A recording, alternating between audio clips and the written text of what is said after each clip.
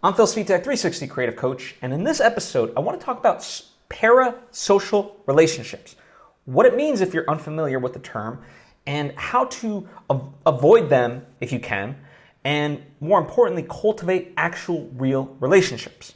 Now, before I fully get into it, though, I would like to take the opportunity to invite you to subscribe if you haven't already. That way you get all the various lessons and episodes that I put out right when I put them out. Thank you if you just did, and thank you if you already were. It truly does mean a lot to me, as I hope it does to you. So, what is a parasocial relationship? Well, I'm going to read the official definition. Parasocial relationships are one-sided relationships where one person extends emotional energy, interest, and time, and the other party or persona is completely unaware of the other's existence. So, think of celebrities through social media, right? You think you see into someone's life in that way, but you don't really know them, right?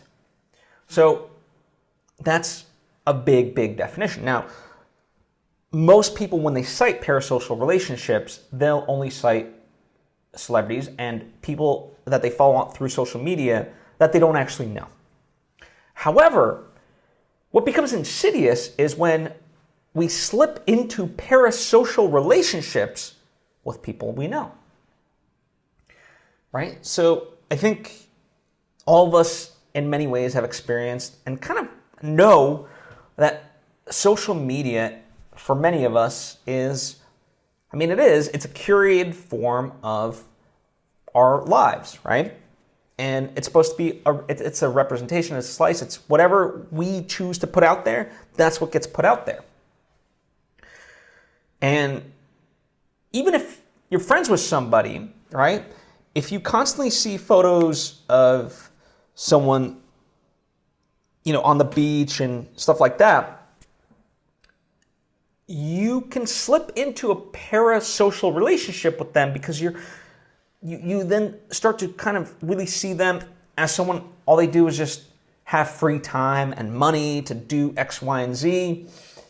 Meanwhile, you're grinding away or whatever it is, making you feel less than, making you feel jealous and all these different things, when it's not the reality, right? And it's confounded by the fact that you actually know this person. And even if it's like your best friend, I have a best friend that I talk to, multiple times a week, if not every day. But, through his social media, his life is very glamorous. And in many ways, his life is very glamorous. But I also know the hard work that it takes for him to have that life. And that's not, that's not evidenced through social media. And even if it could, it's very difficult to do that. I do a vlog and things like that and talk about I edit my movie, blah, blah, blah. And it sounds cool when you talk about it like that, but really it's just me sitting in front of a desk for hours on end, right? And that's kind of what most art is just a lot of time and effort. Same thing with sports. Anything in life really is just a shit ton of dedication, and all in all, it's not really that glamorous. If people thought it was actually glamorous, they would do it. Most people just want the result, but they don't want to do the thing. It's like, I forget who said this, but people want to be married without getting married. And what that means is, they want the house, they want the spouse, they want the kids, and they want the happy lifestyle, but they don't want to take the time to actually meet a person, go through a bunch of dates, and then find somebody, go through arguments, work through those arguments, then get married, blah, blah, blah, have to go through the trouble of finding a house, like all the steps that are needed to actually be married in this ideal way. So we have to humanize people. We have, and part of that is we have to really cultivate real relationships and know that most of what we see on social media is not, it scratches the surface of who a person is. And that's why I I would encourage you to really cultivate and curate your social media. This is why it's like if whatever I'm following on social media on all platforms, if it's not bringing me value, I unfollow. I just do, because it's not worth it to me. Now, again, you could say, well, my friend's account where he posts, the glamorous side of his life. Well, I gotta, every time I see that, I gotta be happy for him. And I also gotta know that I know him, right? And I've cultivated a real relationship with him to know that what's behind the scenes, really. And here's an interesting kind of notion. In today's society, friendship for a lot of people, especially younger Gen Z and millennials, we don't really trust our quote-unquote friends. Most people would not actually go to their friends for help. And that's sad to me, right? That's a sign of a parasocial relationship, in my opinion. And instead, I would say, really nurture those relationships. We talk about vulnerability a lot, like in terms of the self-help movement. It's all about you got to show your vulnerability and stuff. Well, there's ways and times to do it. You don't want just, when you meet a stranger, you don't want to just be like, hey, here's my deepest, darkest secret. No, it's a dance. It takes time. It progresses over a period. But likewise, too, I feel like in terms of relationships, here's an interesting fact. When you ask someone for help and they're truly your friend, they will appreciate being asked and to feel that they're needed, and they will step up. True friends will. Those are the types of relationships you want to cultivate. These are the indicators of good relationships that you want to go after. And anything else, just categorize as a parasocial relationship and, get away from it. Or just know that that's what it is and have a healthy relationship to it as best you can. Another aspect is there's the notion of equal relationship versus equalitarian.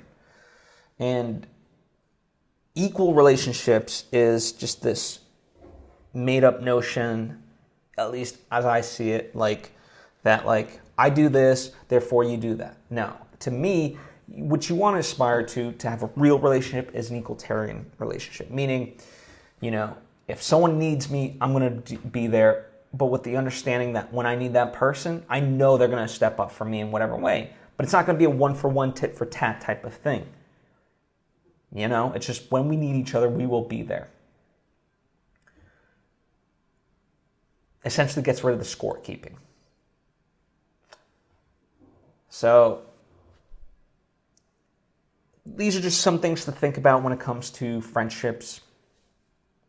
And I think it's important because, we are social creatures. And if anything that the pandemic has taught us is that, we do need other people in our lives. And it's very difficult when you are lonely, right? And many times, back in the day, people used to say hey, if I needed somebody, there's 5 people that I could always call. Now, a lot of people answer that there's 0 people that they can call. Now, whether or not it's true, that's not beside the point. That's how they feel, right? And what you think becomes your reality. So I want to reverse that. I want to get you thinking about that stuff so that way you can reverse that and have people within your life. But friendship is a noun. But one of my big sayings is turn nouns into verbs. So you don't just have a friendship. You actively work on that friendship, right? day over day, week after week, month after month, year after year, decade after decade, you know? And then there's some people that you also have to accept that you might have great relationship with people, but people come and go. It's like you can have think of it this way, you can have an amazing meal at a restaurant, right? And never have it again. Doesn't mean it wasn't worth it. And that's how you form real, deep, powerful connections in life, when you're just genuine with people, regardless of outcome, in that sense, I guess you could say. So just stuff to think about, right? A lot of stuff to think about. Very heady stuff. But I want you to reflect on these things and really think about it. And also think about the friends in your life you do have. And be grateful for the people that you have, and figure out ways to strengthen those relationships further. So, comment down below with any thoughts of your own, or if you have any questions about stuff, go ahead and ask away. Do that too. Anyway, thank you. I appreciate you. I also, before I leave you, I would like to plug a few things. Number one, my Patreon page. It's patreon.com/PhilSvitek. It's a way for us to have more direct interaction. I love doing this, but I also love answering specific questions and helping in those ways through Patreon. I can do that. Likewise, if you want to support me in the things that I do, well, I have books, I have movies out, merchandise, all that stuff. It's linked to down below, so you can check that out. It would mean the world to me. I hope you enjoy it. And yeah, thank you so much. I appreciate you, and hope to see you next time.